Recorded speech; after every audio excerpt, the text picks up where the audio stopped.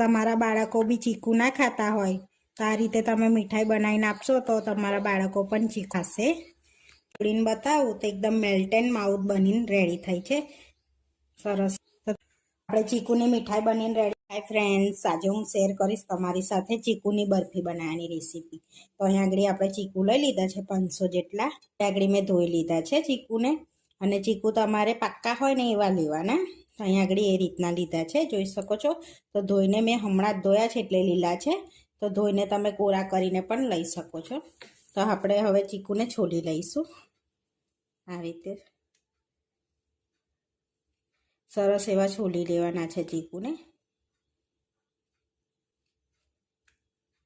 આ રીતે ચીકુને છોલીને પછી એને કટ કરીને બિયાનો ભાગ આપણે કાઢી લેવાનો છે અંદરથી આ રીતનો. અને આ રીતનું ઉપરથી પણ કાઢી લેવાનું છે, જેથી અંદર કાંટા જેવું હોય ને એ પણ નીકળી જાય. એટલે એ રીતનું કાઢવાનું છે આપણે. આ રીતે જોઈ શકો છો, આ રીતનો હોય છે. અને આ રીતનો બિયાનો ભાગ કાઢી લેવાનો છે. બધા ચીકુને છોલી લીધા છે. આપણે આ રીતની છીની લેવાની છે, એનાથી આપણે છીની લેવાના છે. સરસ એ રીતના આ રીતના છીની લેવાના છે, જેથી એ પોચા હોય એટલે સરસ એને આપણે વાર પર ના લાગે ને ફટાફટ થઈ જાય આ રીતના. તો આપણે બધા ચીકુને છીનીને આ રીતનો પલ્પ કાઢી લીધો છે, જોઈ શકો છો. સરસ એવો આ રીતનો પોચા હોય ને એટલે સરસ એવો પલ્પ નીકળી જાય છે. અને તમે એમને પણ મેસરથી મેશ કરીને પણ યુઝ કરી શકો છો, પણ છીનીને યુઝ કરો તો સારું રહેશે. તો આપણે બધો પલ્પ કાઢી લીધો છે આ રીતનો ચીકુનો. પલ્પ કાઢીને રેડી કરી દીધો છે. હવે આપણે શેકી લઈશું એને. આપણે કઢાઈ લીધી છે, એની અંદર 1 ટેબલ સ્પૂન જેટલું ઘી એડ કરી દઈશું આપણે અંદર. હવે આપણે એની અંદર ચીકુનો પલ્પ એડ કરી દઈશું. હવે મિક્સ કરીશું અને સરસ એવો એને શેકી લેવાનો છે આપણે. ધીમા તાપે આપણે શેકવાનો છે. આમ મેશ કરતા જવાનું છે અને શેકવાનો છે એને. સરસ એવો ના એનો કલર ચેન્જ નથી થવા દેવાનો કે કશું જ નહીં. ખાલી થોડીક વાર માટે આપણે, જેથી અંદર પાણીનો ભાગ ભરી જાય ને એ રીતનું આપણે શેકવાનું છે. 2 થી 3 મિનિટ સુધી આપણે આ રીતનું શેકી લઈશું ખાલી. હવે 2 મિનિટ જેવું થઈ ગયું છે, તો આપણે અડધો કપ એની અંદર દૂધ એડ કરી દેવાનું છે. અને 2 થી 3 ટેબલ સ્પૂન જેટલી ખાંડ એડ કરીશું, કારણ કે ચીકુ ગરી આવતા હોય છે ને એટલા માટે. હવે બધું મિક્સ કરીને આપણે એને થવા દઈશું. સરસ એવું પાણીનો ભાગ બધો ભરી જાય ને એ રીતનું આપણે કૂક કરી લેવાનું છે. અને ધીમા ગેસે જ કરવાનું છે. હવે આપણે એની અંદર થોડાક ડ્રાયફ્રૂટ એડ કરીશું. કામ લઈ લીધા છે 1/4 કપ અને અડધો કપ આપણે કાજુ લઈ લઈશું. હવે આ બેને ગ્રાઇન્ડ કરી લેવાનું છે. હવે જે આપણે કાજુ બદામનો પાવડર પીસી લીધો છે, આ રીતનો અચકચરો રાખવાનો છે. તો આ રીતનો આપણે અચકચરો રાખવાનો છે, બહુ ફાઇન પેસ્ટ તૈયાર નથી કરવાની.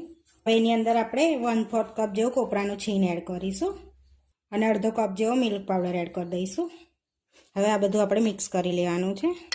તો તમારે આ બધું ના એડ કરવું હોય તો સ્કીપ બી કરી શકો છો, ખાલી બદામ કાજુ એડ કરી દેવાના. બધું આપણે મિક્સ કરી દીધું સરસ. તો દૂધ એડ કરવાથી એની અંદર માવાની જરૂર નથી પડતી, એટલા માટે દૂધ એડ કરી દેવાનું. અને સરસ પાણીનો ભાગ ભરે ને ત્યાં સુધી શેકા દેવાનું. નહીં તો જો તમે પાણીનો ભાગ ભર્યા વગર એને એ કરી લેશો, અંદર થોડોક બી સેજ બી પાણીનો ભાગ રહી ગયો તો તમારી મીઠાઈ બગડી જશે. બહુ લાંબા સમય સુધી સારી નહીં રહે. તો આપણે એની અંદર કોપરાવાળું મિક્સર એડ કરી દઈશું બધું આ રીતે. અને બધું સરસ મિક્સ કરી લેવાનું છે અંદર જ. અને ઠીક થવા દઈશું આપણે સરસ એવું. હવે જ્યાં સુધી પાણીનો ભાગ ભરી જાય ત્યાં સુધી આપણે એને શેકી લેવાનું છે એવું આપણે સરસ. હવે આપણે એની અંદર 1 ચમચી જેટલું ઘી એડ કરવાનું છે અને મિક્સ કરી લઈશું સરસ એવું, જેથી આપણો મીઠાઈ એકદમ સરસ શાઇનિંગ મારે. સરસ એવી ચીકુની મીઠાઈ શેકાઈ ગઈ છે, જોઈ શકો છો. ઘી પણ છૂટું પડવા લાગ્યું અને શાઇનિંગ બી સરસ મારે છે. આપણે ઠારી દઈશું. તો આ રીતના ટાંક લીધો છે, એની અંદર આપણે બટર પેપર લગાડી લીધું છે. હવે મિશ્રણને આપણે ઠારી લેવાનું છે આ રીતે. બટર પેપર ઉપર જ રાખી દઈશું.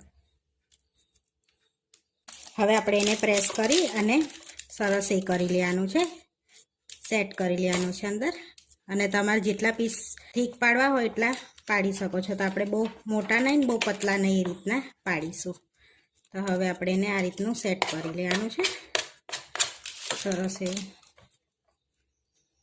કંઈ તહેવાર હોય તો પણ તમે આ મીઠાઈ બનાવી શકો છો. બનાવીને મહેમાનોને આપશો તો પણ મહેમાન ખુશ થઈ જશે નવી મીઠાઈ જોઈને ચીકુની.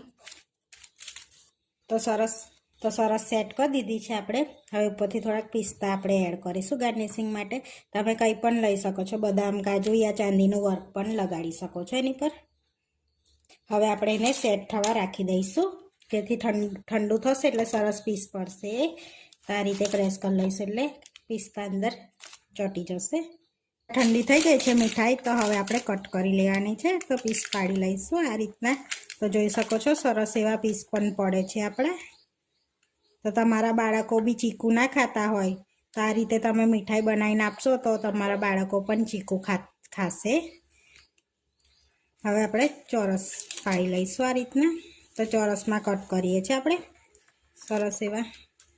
તો ઉનાળાની ગરમીમાં આ રીતે તમે મીઠાઈ બનાવીને ખાઈ શકો છો. તો જોઈ શકો છો ઇઝીલી પીસ પણ નીકળી જાય છે. તો તમારા ના નીકળતા હોય તો તમે ફ્રીજમાં થોડી વાર માટે સેટ કરી શકો છો, તો સરસ પીસ નીકળી જશે. તો અહીંયા પ્લેટમાં આપણે ગુલાબની પાંદડીઓ લઈ લીધી છે, એની પર આપણે સર્વ કરી લઈશું આ રીતે. તો આપણે આ રીતની સર્વ કરી છે. તો જો તોડીને બતાવું તો એકદમ મેલ્ટ એન્ડ માઉથ બનીને રેડી થઈ છે સરસ એવી.